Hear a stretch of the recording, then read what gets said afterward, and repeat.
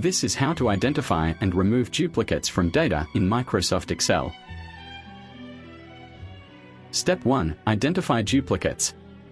Highlight your data, then go to Conditional Formatting, click Highlight Cell Rules, and select Duplicate Values.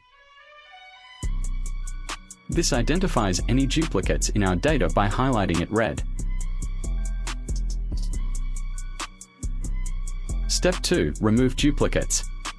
Highlight your data, select Data from the tabs above, and click Remove Duplicates. Only select columns in which there are duplicate values you want to be removed. 2 duplicate values and their rows have been removed from the table.